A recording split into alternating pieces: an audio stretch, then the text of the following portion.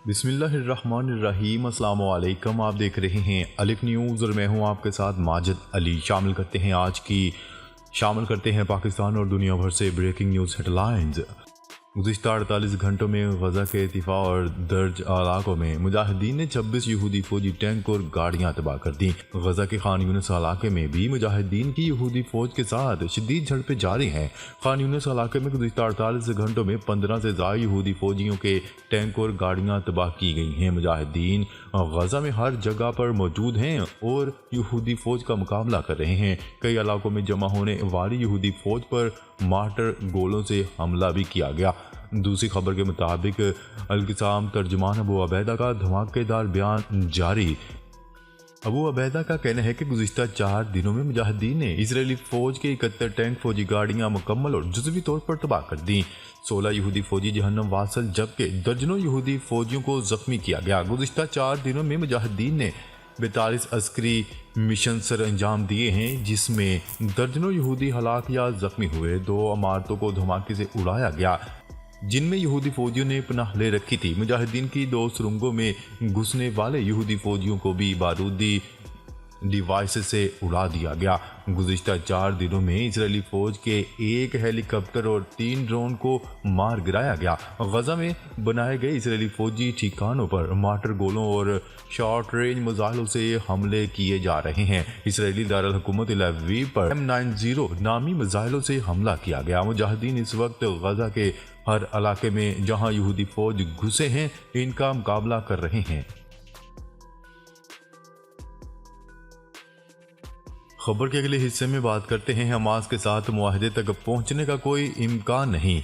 Israeli अहलकार एक Israeli अहलकार ने सोमवार को इंकशाफ किया कि तेल अवीव और हमास के दरमियान किसी मुआहदे के करीब आने के कोई इशारे नहीं हैं। उन्होंने कहा है कि फ़लस्तीनी तहरीक की तरफ से इसराइल के साथ कैदियों के तबादले के नए मुआहदों को मुकम्मल करने के मुतालबात मुबालगा आराई पर मबनी मालूम होते हैं। इसराइल इन मुतालबात को कबूल नहीं करेगा।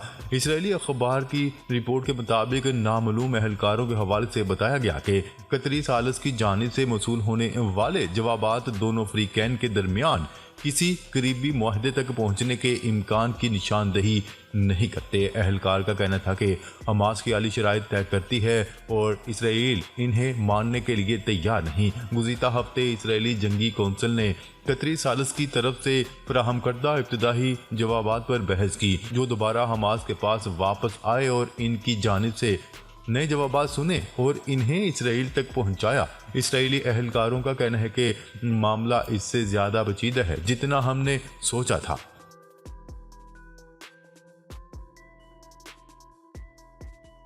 खबर के अगले हिस्से में बात करते हैं इसराइल की जानिब से गजा की पट्टी में जंग के एक नए मरहले के ऐलान के बाद इसराइली वज़ीर आज़म नेतन्याहू ने अपने नए बयान में कहा कि गजा की पट्टी के रहायशियों को शुमाली पट्टी में वापस जाने की इजाज़त नहीं है। उन्होंने मजीद कहा कि हमारा पहला मिशन अपने बाशिंदों को गजा की पट्टी के इतराफ में बाहफाजत वापस लौटाना है। इसराइल का कहना था कि गजा जंग को कई माह लग सकते हैं। ये जंग जल्द ख़त्म होने वाली नहीं। ख्याल रहे कि 7 अक्टूबर से जारी जंग ने पट्टी के बेशतर हिस्से को मलबे के ढेर में तब्दील कर दिया है और हजारों जानें ले ली हैं। 2.3 मिलियन की आबादी को एक इंसानी तबाही में डाल दिया। इसराइल ने इस जंग में एक नए मरहले का इशारा भी दिया है। एक अहलकार ने पीर को कहा है कि फौज इस माह गजा में अपनी तादाद को कम कर देगी और क्लियरेंस ऑपरेशन के 1 माह तवील मरहले में दाखिल हो जाएगी। अहलकार ने मजीद कहा कि फौजी दस्तों में कमी से कुछ रिजर्व फौजियों को शहरी जिंदगी में वापस आने का मौका मिलेगा। जंग से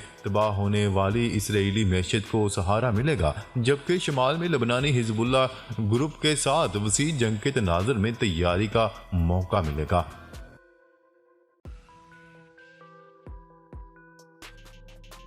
खबर के अगले हिस्से में बात करते हैं इसराइल की सुप्रीम कोर्ट ने अदलिया के अख्तियारात कम करने का कानून कालादम करार दे दिया। गैर मुल्की खबरसार एजेंसी की रिपोर्ट के मुताबिक इसराइली वज़ीर आज़म नेतन्याहू ने गुज़िश्ता बरस पार्लियामेंट से कानून मंजूर करवाया था, ताहम इसराइली सुप्रीम कोर्ट के 8 जजेस मुतनाज़ा कानून के खिलाफ फैसला दिया।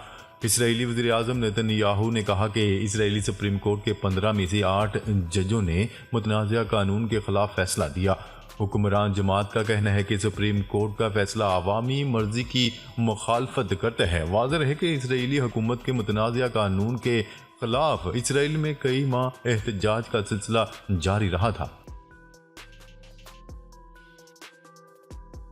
खबर के अगले हिस्से में बात करते हैं भारत के रूस से बढ़ते हुए ताल्लुकात पर। मगरबी ममालिक में भारत के खिलाफ शदीद तशवीश पाई जाने लगी। बरतानवी अखबार ने दावा किया है कि भारत रूस के अज़ाइम की तौसीक़ कर रहा है।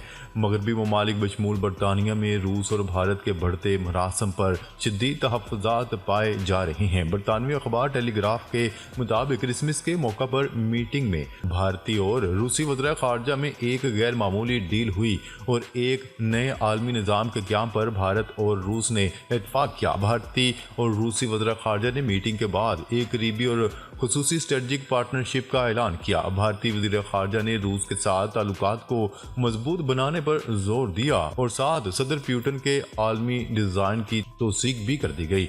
मुश्तरका प्रेस कॉन्फ्रेंस में रूसी वज़ीर ख़ारजा की जानिब से मगरिब के खिलाफ सख्त अल्फाज इस्तेमाल करने पर साथ खड़े भारतीय वज़ीर ख़ारजा के कान पर जूं तक न रेंगी। दोनों ममालिक ने नए हथियारों की मुश्तरका पैदावार शुरू करने का भी ऐलान किया। बरतानवी मीडिया के मुताबिक ये ऐलान यूक्रेन के लिए शदीद खतरे की घंटी है और रूस को यूक्रेन के खिलाफ जंग में नया हामी मिल चुका है। भारत और रूस वज़ीर ख़ारजा ने अंदिया दिया है कि रूस के यूक्रेन पर गैर कानूनी हमले से भारत और रूस के मस्बत ताल्लुकात पर कोई असर नहीं पड़ेगा। भारत यूक्रेन के मामले पर रूस का जा खड़ा हुआ है, जो कि किसी सूरत भी न्यूट्रल पोजीशन नहीं।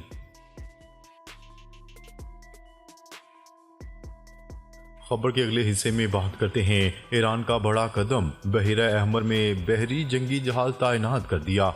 इसराइल हमास जंग के बायस खित्ते में बढ़ती हुई कशीदगी के दरमियान ईरान ने बहरा अहमर में बहरी जहाज तैनात कर दिया। ईरानी मीडिया की रिपोर्ट्स के मुताबिक यमन के हौसियों के 10 जंगजुओं के मारे जाने के एक दिन बाद ईरानी बहरिया के 94 बेड़े के फौजी जहाज के तौर पर काम करने वाला अलबर्ज डिस्ट्रॉयर पीर को तज़वीराती अहमियत के हामिल अपनाए बाबल मंदब को अबूर करके बहरा अहमर में दाखिल हो गया। ईरान की जानिब से ये कदम ऐसे वक्त में उठाया गया है जब आलमी सतह पर अहम आबी गुजरगाह पर तनाव में बेपना इजाफा हो चुका है। वाज़ेह है कि ईरान का बहरी बेड़ा इस इलाके में 2009 से जहाज़रानी के रास्तों को महफूज बनाने, कज़ाकों को पसपाक करने के अलावा दीगर मकासद के लिए भी काम कर रहा है।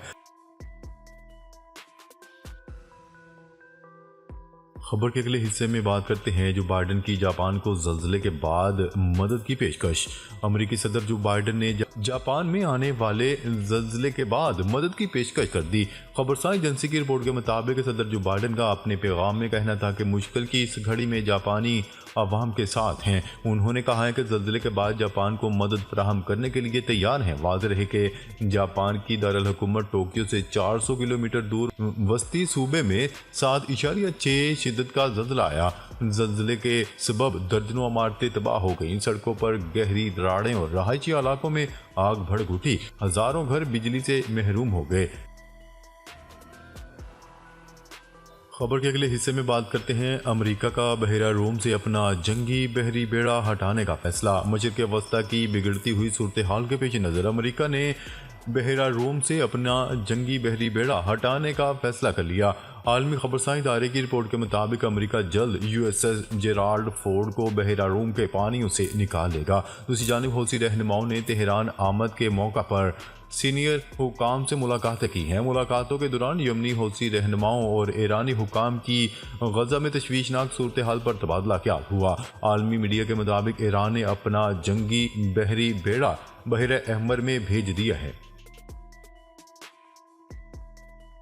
खबर के अगले हिस्से में बात करते हैं इसराइल की गजा पर वहशियाना बमबारी हमलों में मजीद 180 से ज़ायद अफराद शहीद। इसराइल की गजा पर वहशियाना बमबारी का सिलसिला जारी है। सुहूनी फोर्सेस के हमलों में मजीद 180 से जायद अफराद शहीद जबकि सैकड़ों जख्मी हो गए।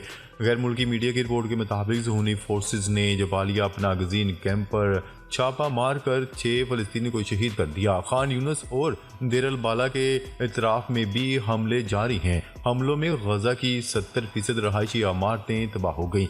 मीडिया रिपोर्ट्स के मुताबिक इसराइली फ़ौज ने मकबूजा मगरबी किनारे में भी 319 अफराद को शहीद कर दिया जबकि 3800 से जायद अफराद जख्मी हुए। दूसरी जानिब इसराइल की वस्ती और जनूबी गजा में शदीद बमबारी का सिलसिला भी जारी है। अरब मीडिया के मुताबिक सुन्नी फोर्सेज ने फ़लस्तीनियों को जनूबी गजा खाली करने का हुक्म देते हुए रफ़ा मुंतकिल होने की हदायत कर दी। रफ़ा बॉर्डर दुनिया में बेघर अफराद की पुरहजूम जगह बन गया। फ़लस्तीनी वजारत सेहत के मुताबिक गजा में सिर्फ 9 हस्पताल ऑपरेशनल हैं।